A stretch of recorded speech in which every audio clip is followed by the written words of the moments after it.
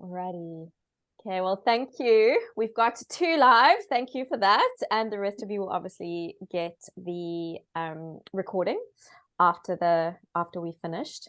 So really, this session that you've all signed up for is all around explaining exactly what autoimmune is. And I also wanted to share with you what a holistic path to remission can look like, because I think sometimes when a diagnosis is given, it feels like the only option is medication and that it must just be in your genetics and that's just your path. You know, that's just how things are going to be. When actually what I want you to walk away with today is that an autoimmune condition or any diagnosis really, or any symptom in our body is really just our body's way of telling us that something is out of balance. There is a reason why things happen, and there is a reason why your body is attacking self. That's what an autoimmune condition is. So I'm going to be spending some time explaining what that looks like and the why, and then also showing all the things that you have within your control to achieve remission. And what remission means is really you just feeling better and feeling better and feeling better in your body, knowing how to course correct when things go a little bit off track. And, you know, ultimately the best outcome would be being able to work with your doctor to get off medication or to reduce medication. But, you know, somebody's remediation path may look different to somebody else's. You know, some person may get off medication and other person may not, but ultimately the goal is to feel better and feel better and feel better. So I'm actually going to be taking you through the first session of my autoimmune program. And really what this whole program is about is supporting you to understand what's going on in your body, adjust your lifestyle to one that is autoimmune healthy and that helps your body to reduce levels of inflammation, and then also to do testing, etc., to get to the root cause. And I'll explain where all of that fits in as I go through the presentation. Okay, so what is an autoimmune disease? So as I mentioned, an autoimmune disease is really your body attacking self. So what happens is it is a dysfunction of our immune system, whereby our immune system gets confused between our own cells and a foreign object or foreign body within our body, and then starts to attack itself. And this becomes a very heightened immune response. Our immune system is on overdrive and just ends up attacking itself. And where it impacts your body does depend on your genetics. Like, where do you have a genetic predisposition for a certain autoimmune response? And there are around 80 known autoimmune diseases, and each will attack a distinct part of the body. So hypothyroidism, so Hashimoto's attacks the thyroid, rheumatoid arthritis is the joints. So it really just depends what's going on, what your predisposition is in your body. And there are also other conditions that are out there, and the more research that is being done, more conditions are being seen as autoimmune conditions or autoimmune like something like endometriosis. And what you often find is that people with one autoimmune disease, if you don't get to the root cause of why there is that immune dysfunction, it can result in another, and then another, and then another. So really what we want to do, no matter how many autoimmune conditions you have, it's really about, okay, let's get to the root cause of the autoimmune dysfunction, and then try and work through all the ones that are presenting for you. Just going to check that no one else is in the waiting room.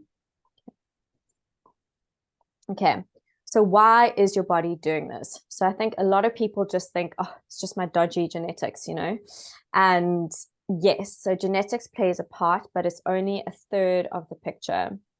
Two other things that need to exist in order for an autoimmune condition to come into existence is leaky gut. And this is where the tight junctions of your intestine open up. And I'll explain why that happens. And then more of these foreign objects spill over into the bloodstream, which creates confusion in our immune system. And that's what creates inflammation. And then that's what our immune system starts to attack and then can confuse with our own body tissue.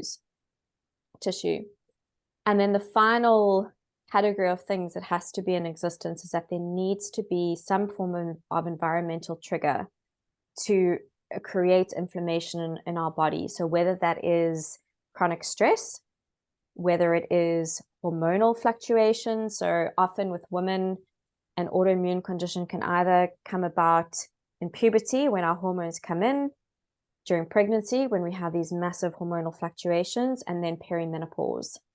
So that's really something to bear in mind for us as women.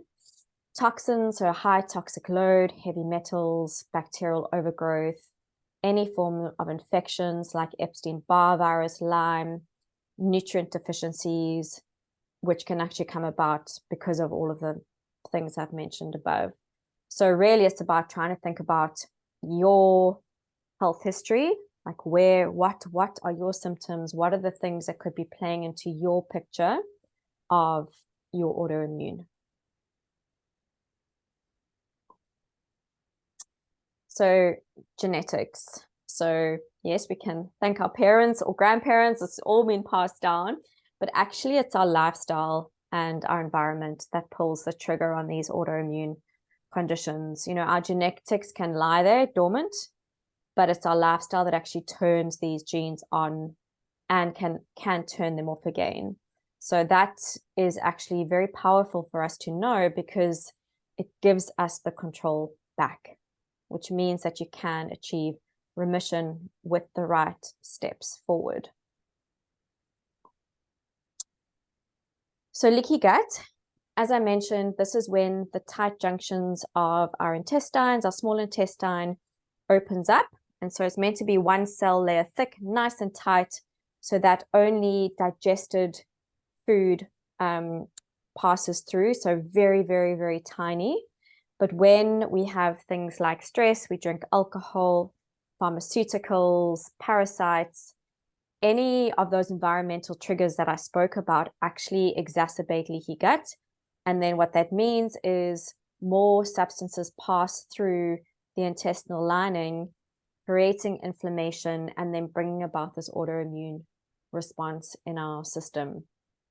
So it's about how do we eliminate the triggers and then also support our gut to close again, which is possible through lifestyle and supplementation.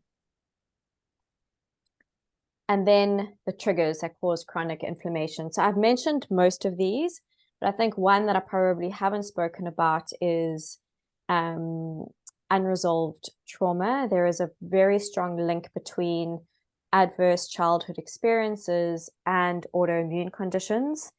So it's really thinking about triggers for chronic inflammation from like physical triggers, mental and emotional triggers as well. It's like the whole stress bucket is in those three categories, and really working through, well, what could be contributing to it for you. And so what does this mean? So you have control over 2 out of the 3 contributing factors for an autoimmune condition.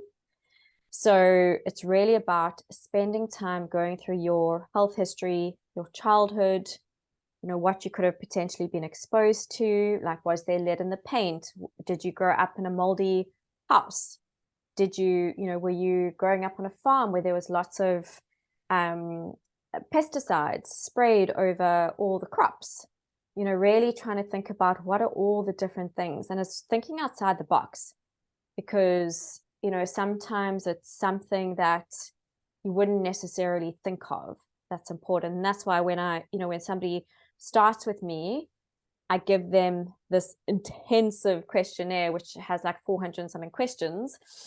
And it's about like prompting different questions to see what could potentially be contributing to your autoimmune.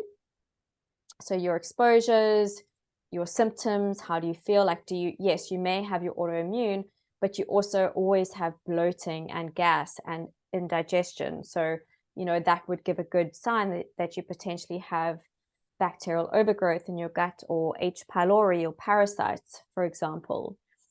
What is your lifestyle like? Are you drinking a lot of alcohol? Are you not sleeping very well? Are you eating a lot of processed food? These are all things that can be exacerbating symptoms and increasing your levels of inflammation in the body and your autoimmune flares.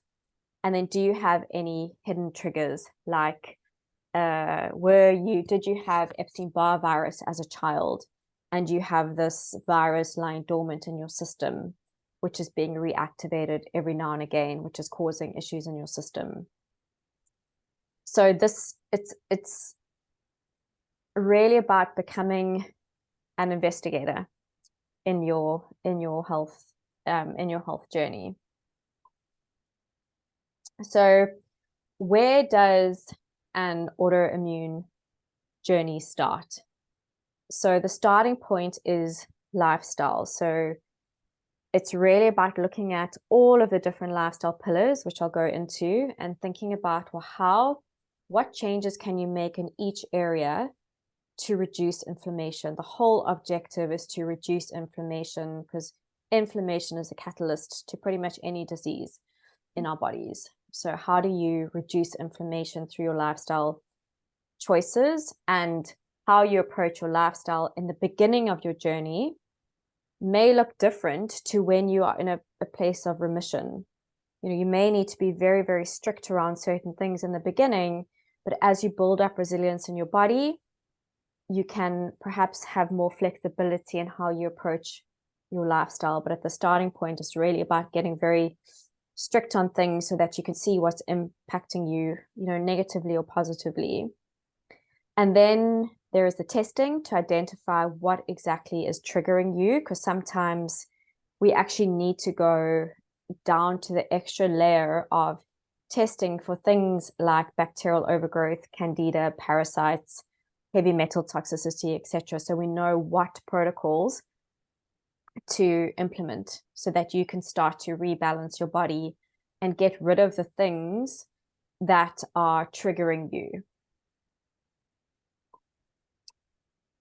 So an autoimmune lifestyle is about the right nutrition, detoxification, optimizing gut health, as I mentioned, getting the tight junctions back closed, get a good diversity of bacteria in the gut. Oral health, Katie and I were having a chat about oral health earlier, but I think there is not enough awareness of the link between our oral health and our overall health. So that's something that I focus on as part of the program as well. Fasting to promote healing in a way that is, a fasting I would apply differently to different people depending on where they are at in their journey. Sleep, stress management, movement, and emotional health, really, really important as well, not to overlook that. Testing, we'd be looking at gut health, mineral levels, and heavy metal toxicity through a hair test, looking at your inflammation levels. So we need to have a balance of omega-3 to omega-6 fats, because that's a very good indicator of overarching inflammation in the body. And then going to your doctor to have the routine blood tests, which is looking at your hormones, thyroid, complete blood count, etc. That's really important to keep on top of that. And then others that you can consider doing are Dutch tests, which is a urine-based test to look at your sex hormones and your adrenal function, because very often when it comes to autoimmune, there is a level of adrenal dysfunction as well that plays into the picture. infections, so Lyme, mold, Epstein-Barr virus, food sensitivities, and actually looking at your oral microbiome. Like if you've had, you know, a whole lot of oral symptoms that we talk through, like it may be worthwhile looking at doing tests on oral microbiome, which are now available, and getting yourself a good holistic dentist like Katie is trying to find. So what do you need to know about an autoimmune journey? So if you're wanting to get to this point of remission, it is 100% possible, but it's not always going to feel easy. It is work, because remember, it's taken a long time for your body to get to the position that it's currently in. So to unpack that and to rebalance the body will take time. So it'll take time, it will take energy, and it may not always feel like you are making progress. So for example, if you have done a gut test and it looks like you have an overgrowth of certain bacteria, going through a gut healing journey can sometimes feel like your gut symptoms feel worse before you can feel better, because remember, you've got to be killing off some of the bad bacteria they'll be releasing some toxins, and I can support you as best as you can, but there may be a level of detox symptoms. They're called Herxheimer reactions, where your body is refeeling some of the toxicity as these toxins are being released from your system. But it's, you know, it's awareness, and I think the important thing is knowing what's normal to feel in terms of a healing journey, and then knowing when we're kind of going too fast, and then pulling that back as well, because we want to make progress, but you want to make progress in a way that's sustainable and doesn't make you just want to throw in the towel, you know. So your journey is your journey to you know, to guide with the support of those around you that you trust. And remember that anything that you're doing now is a lifestyle change. So it's not a diet, it's not a protocol. Everything, when you start to adopt an autoimmune lifestyle, it's about creating your new normal. Like this is what you're going to be doing going forward, because living in a way that reduces your inflammation is going to stand you in good stead from an autoimmune standpoint, as well as a long health span. So, you know, it's really is a lifestyle change that your future self will thank you for. And also, you know, if you do want to go forward with someone like me, knowing that the practitioners that you are with you every step of the way when things get tough, to celebrate success, you know, to really just hold your hand and partner with you through the journey. So I think that was the end of that. Do you have any questions on that before we go into discussion?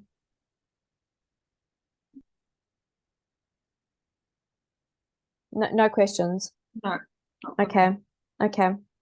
So Katie, I think I'd love to chat to you, because I know in your Pilates studio, you have a lot of people with autoimmune conditions coming in to see you. And I think one thing that we were speaking about earlier is that when you have an autoimmune condition, what I often hear is that medical practitioners tell people not to exercise or not to move, whereas from, you know, all of my understanding of the importance of movement, that learning and being able to move in a way that supports mobility and, you know, maintaining muscle mass, etc., is essential even with an autoimmune condition, and probably more important, because like maintaining that level of mobility and everything just helps with all aspects of health. Yeah, absolutely. You know, ultimately we were born to move. You know, from the moment we come out of our mother's tummy, excuse my rooster, from the moment we come out of our mother's tummy until the moment that we take our last breath, our body is moving, and our entire system not only relies on that movement, but our system responds to movement, partly by responding to our environment through movement. So the body needs to be moving to communicate to the environment around us, and our nervous system then is fed that communication through our spine up to our brain, so that then we can function well.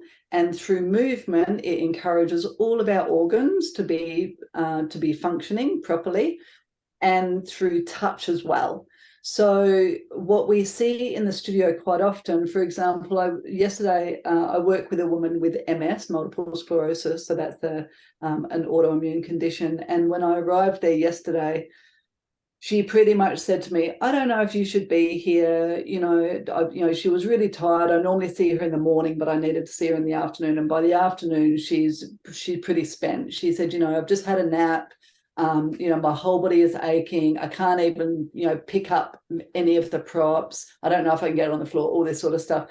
And I thought, that's fine. So I sat there and started to chat to her, and chatted about what she was feeling, why she was so exhausted. The short of the story is, over the last 2 years, her business has been shut down because she has a tourism business, and they actually had to move into a storage shed and live in a storage shed, and they had to rent their house out. And this is a woman who already has MS and has lived with MS for about 10 years. And MS is ultimately a neurological condition where the myelin sheath, so where the nerves, the nerves are surrounded with a fat called myelin, and those myelin sheaths starts to deteriorate, so that the messages are not being sent from the brain to the body.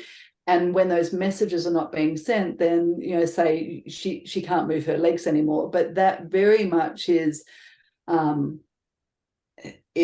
exacerbated by her stress, by the stress that she's feeling. And we know with MS that quite often people who experience MS, and with most autoimmune conditions, they've had a stressful time in their life, most often in their younger years, so depending on the autoimmune condition. With MS, quite often those people have had a very stressful event from about 4 to 10 years of age. And quite often they've also ended up either vegan or vegetarian. So she was vegetarian, and then she doesn't have enough fat in her body to replenish the myelin sheaths. In any case, really it just takes sitting down with people and listening to those stories, and then encouraging people to recognize that it's not that her body isn't working, it's that maybe she wasn't listening to her body speak to her very early on. And what can we do in a movement scenario where she can actually start to listen to her body? And rather than, so yesterday she had this story of, I can't move, I'm too sore, nothing's working. Well, you know what? Let's just lay down on the mat and start breathing. And as she started to breathe, I was able to start to integrate some movement into the whole experience. So to me, movement is absolutely key, because it encourages to start to listen to what our body has probably been telling us for a long, long time. Like you said in your presentation, we don't end up with autoimmune conditions overnight. These are long-term, chronic, systemic experiences that, especially as women, I find we've learned how to shut that down. Absolutely. By going into an environment that encourages you to start to move in a way that doesn't hurt. Movement doesn't need to hurt. It actually can be very simple, very basic, and quite primal. It can just start to bring us back to recognizing the way that our body is meant to function in any case, and then from starting that experience from something very basic. I mean, if somebody was looking in the window yesterday with the work that I was doing with this woman, they'd be like, they're not even doing anything. But by the end of the session, she got up and she walked, where she was not going to be walking at the start of the session. She was like, oh, wow, I have more energy. I feel better. I can move my leg a little bit more just by starting something, So we see that in the studio all the time, you know, is that these stories that we tell of ourselves, I cannot do this, you know, that then can be expanded to, I want to do this and it feels good to do this, is so empowering. And it's a part of the healing experience. It's a part of, you know, of the vagal toning. So our vagus nerve is responsible for inflammation in the body, you know, and by moving, by breathing, by experiencing, then we're able to start to allow for the body to self-regulate. So movement is a huge part of that. And it's really empowering for people. Yeah, because I think you raised a very good point in that, you know, I think with a lot of these autoimmune conditions, people have flares when stress levels are high. And, you know, so then your stress levels are high and then you feel worse, and then you don't want to do the things that are actually going to be supportive of you calming the nervous system. And I think the other thing is probably throwing away preconceived ideas around what like a movement session will look like. And I think, you know, so a recent client that I worked with who had rheumatoid arthritis, who used to wake up in the morning and like not be able to move her body, would have to like shower for, you know, like an hour to get some movement into her body.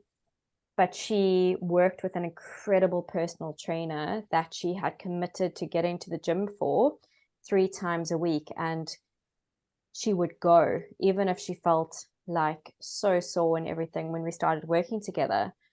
And she would show up for the session, but just he would meet her where she was at, exactly as you did with this woman. And it's about just in that session, even if you plan to do something else, it's just getting back into the body and just getting some movement in, you know, breathing, you know, getting that connection to body that is, it was so super powerful for her. And then, you know, obviously fast forward 6 months, we've done all of the stuff, you know, we've done the gut work and we've done, you know, the detoxing and all of that. And she wakes up in the morning and she just goes.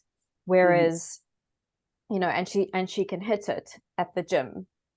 But the thing that's remained constant for her, which is I think really important for somebody as well, is to just be consistent with the habit, but what that looks like every day may be different.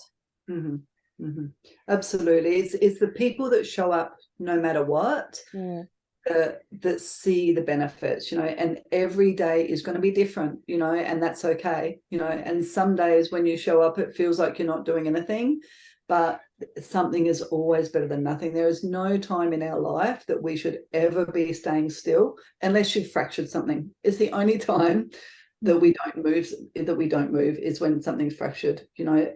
Otherwise, our entire system, like I said, responds and relies on movement. And ultimately, it's finding somebody or people that you resonate with, who, you know, who are willing to listen to your story and work with you as an individual. I mean, you know that as a practitioner, you know, no matter what, you know, I live with endometriosis and I work with other women with endometriosis.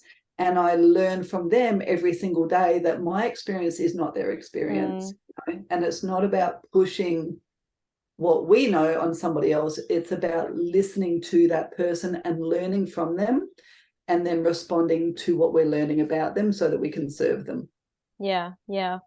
And do you have any other examples of other autoimmune conditions that you've worked with and kind of different techniques that you've utilized that has been kind of helpful? Yeah, sure. Rheumatoid arthritis is a big one as well. You know, absolutely, movement is key. And quite often, you know, people with rheumatoid arthritis or any arthritis, things like getting in the swimming pool can be really good for them, or getting in water in general. So taking load off of the body is really good. So I often encourage most people with autoimmune to get in the pool, but there is a caveat with that unfortunately chlorine is very toxic for the system. So an outdoor swimming pool is key. Fine for us up here in the tropics, not so easy if people live down south. But, you know, even just laying in the bathtub and taking load off can be really, really beneficial for any kind of inflammatory response, which often is associated with autoimmune. And And just on that, add loads of Epsom salts as well into that bath. Yeah, absolutely. Yeah, hands down.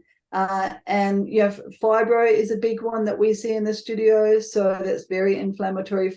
People with fibro tend to respond really well to some load bearing. So it's the feedback of the machines. I feel the same with endo. I do get pelvic pain, and it's feeling the load from a machine. It doesn't have to be Pilates, it can be at the gym as well, but then it's experiencing the load without feeling pain. So our body loves to, if you've ever been on a Pilates machine, or even if you've ever done stuff at the gym against load, it feels good in the system to recognize a push and a pull. And it's actually that feeling of, say if I'm at the gym, if most people understand gym stuff better, if I'm pushing my weight up to the ceiling, the nervous system actually responds best, and the nervous system loves that feeling of having to resist that weight down. So if you're working at the gym, in Pilates, that's really what we focus on. It's called eccentric load, or it's the deceleration of movement that the nervous system responds to.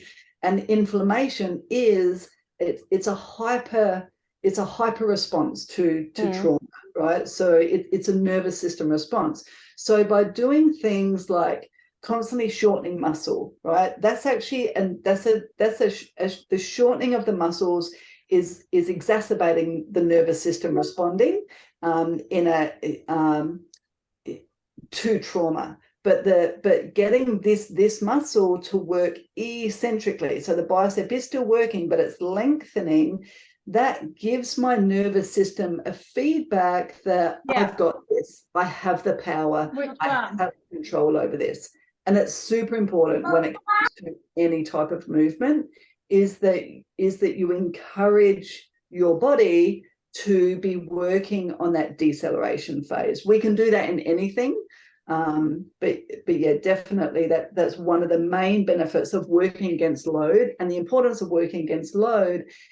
And we need to be working towards strength. So, well, I believe that things like yoga definitely has its place for emotional and mental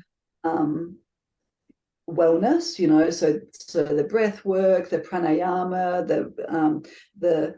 the prayer part of yoga is really, really important. When it comes to autoimmune, which is inflammatory, working against load is very, very important. Our body needs to be feeling that push all the time, rather than, and when we work with things like anastasis or hypermobility, it's actually, that's the opposite of something like MS. So hypermobility is when there's not enough feedback in the system. And if people with things like that go out and do yoga, then they're just overextending. So if you looked at Cirque du Soleil, right, amazing to look at, Cirque du Soleil performers have a 5-year lifespan before their body ends up with autoimmune conditions, because they've extended their nervous system to the point that there is no feedback anymore. So, is that true? Yeah, absolutely. Oh my God. Yeah. So overstretching is not good for us. And we see that a lot. People with autoimmune often are hypermobile in parts of their body. So they're bendy. Yeah, too bendy, exactly. So working against load is very, very important, because it speaks to this system. It brings everything back in. Yeah. And then also, because you use breath work a lot as well. So do you want to talk a little bit into kind of the breath work and how that's supportive of, the vagus nerve and just calming the nervous system as well? Because that's also like a really important tool for us to be utilizing, on a daily basis, not just when we are moving. Yeah, sure. So breath work is super important, and definitely, you'll find breath work in yoga. We also use it in Pilates and in meditation. There's so many different types of breath work available nowadays. From an autoimmune standpoint, what we're looking to do is regulate the nervous system. So there's a nerve in the body called the vagus nerve. Vagus in Latin means wandering. So it's a nerve that goes from the brain all the way through the body, and it touches on a lot of really important organs. In particular, the vagus nerve touches on the kidneys, the adrenal glands, a muscle called the psoas, which as far as trauma response is concerned, my psoas grows out of the lower part of my spine, or the mid-low back, and it grows through the front of the spine and then connects to the very top of the leg. Part of it looks like a shelf, right where my spine is, and all of my organs sit on that shelf. So think kidneys, all of my digestive organs. And if my psoas is flared up, and the psoas is recognized as responding to, it's called the fight or flight muscle. So if I was a caveman and I was out hunting, and say a saber-toothed tiger was running for me and was going to go for me, right, and I was running away from it, my psoas would flare up, saber-toothed tiger would reach out to me, and hopefully only my psoas muscle might get scratched, but all of my organs would be saved. These days, in a modern world, we live in a very stressful environment. So for a lot of us, our psoas is always flared, almost in that fight or flight response. It's really common with people with autoimmune. We're always on, waiting for something to get us, or we have been in that experience for a long time. So vagus nerves goes through that muscle, and when we do these certain breath techniques, the idea is that we're able to regulate the vagus nerve. By regulating vagus nerve, then we can start to reduce the inflammation in the body. So some breathing techniques that are really beneficial is simply breathing through the nose. It's as we age, we see more and more people with sleep apnea. So sleep apnea is when we lose the ability to breathe through the nose and we start breathing through the mouth. But breathing through the nose actually helps us relax. Ideally, you can breathe through the nose, and this is what I send people home with, so you could try it now. You breathe through the nose for, say, about a count of 8, and you hold it for anywhere between 4 and 8. And then you exhale through the nose as far as what you need to get rid of all of that breath. Wait until the very last moment that your body tells you that you need to take another breath in. For most people, when they start this, so it's an inhale, hold it, exhale, hold it for as long as you need to until you get the urge to breathe. For many people, it's only about 5 to 7 seconds and their body tells them that they need to take a breath in. For the body to be working optimally, we should be able to hold that end of the exhale for 20 seconds before we need to take a breath in. And it's something that you can work towards, but when you can get to that point of the 20-second hold at the end, then you know that your system is balanced, is relaxed, and your vagus nerve is doing its job. If you struggle with that, then I help people do this thing that I call the Darth Vader breathing. I'll do it with you. You don't need to do it, but you can practice it on your own. You inhale through the nose, and then you exhale through the mouth, and it sounds like this. Darth Vader, right? Or you could think like a pussycat purring. The vagus nerve actually goes through the back of the throat here. And what we're doing is just tickling the vagus nerve, almost like you're, massaging it. After about 4 to 6 of those breaths, then you'll naturally stop doing it. And that's your body telling you that you have now naturally regulated that nerve, and your body's now going into a state of natural inflammatory response. So there are 2 things that I send people home with, but they're really, really beneficial. And you can do them anytime throughout the day. Obviously, if you're sitting at the desk and somebody's pissing you off and you start doing your vagus nerve breathing like Darth Vader, you might send people away from you, but that might not be a bad thing. But really great ways to either start your day or end your day when you're in bed. But yeah, breathing is absolutely imperative. No, because the way I coach my clients is to create like anchor points through the day. So have 4 5-minute slots to be able, scheduled in their diary to actually breathe, because we forget, right? And we just have all the stuff thrown at us through the day, and you're just like, wow. So it's proactively calming. It's proactively calming. Joseph Pilates, being a Pilates professional, he once said, breathing is the first and the last act of life. It's the very first thing we do when we come into the world. And it's the final thing that we do before we leave the world. But it's something that is rarely spoken of. I mean, it's much more popular now to be talking about breath, which is amazing, but it's something that we're really not taught how to do well, and the importance of it. And a lot of us go through life breathing up here. So we do this accessory breathing and not really breathing into the belly, and not understanding that breath work alone can be one of our self-healing tools that is free. We can take it anywhere with us, if we just take time to do it. And like you say, take time out of your day a few times a day and just sit there with your breath and recognize what it does for you. Yeah, absolutely. And I think this whole journey, if somebody, any kind of transformation, it's all habit change. So it's, how do you set yourself up to be able to do these habits consistently, and, using tools like prompts, attaching this new habit to something else you do. So maybe when you're waiting for the kettle to boil, you just do some breathing. So it's like, how do you set yourself up for success when you're adding in a new habit? Really, really important. Okay, amazing. Having the support, it's having people like yourself, it's having people like myself, it's finding your community.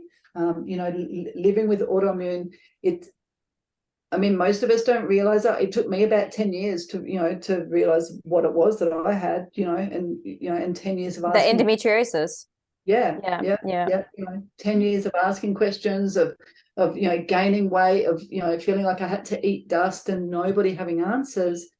And because it takes us so long to figure it out, there is no one simple solution. It becomes a lifetime commitment of finding your people to have the support that you deserve as an individual, and putting yourself first, and putting the money into it, putting the time into it, putting whatever it is that it takes into ourselves, so that then we can serve whoever it is that we want to serve, whether it's our family or our friends or, or our work, what I mean? Like, it's a lifestyle choice, and it's not easy, but it's definitely worth it.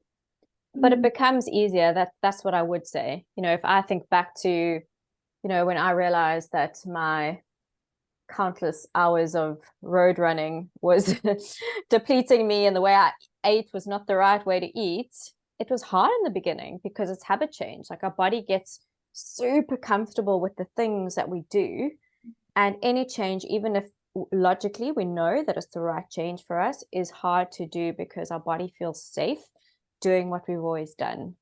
And yeah, I totally agree with you, Katie. Like, community and support are so, so, so important. A lot of the women that I've connected with that have an autoimmune condition, I think, feel very lonely and isolated in their diagnosis, because they don't feel like they can keep up, with, what they used to be able to do. And, people have expectations of them that they just, they're too tired or they're too sore. And, just knowing that you're not alone, and also seeing the diagnosis as like just thanking your body for giving you the signs that you have like overreached, and like knowing when you need to pull back.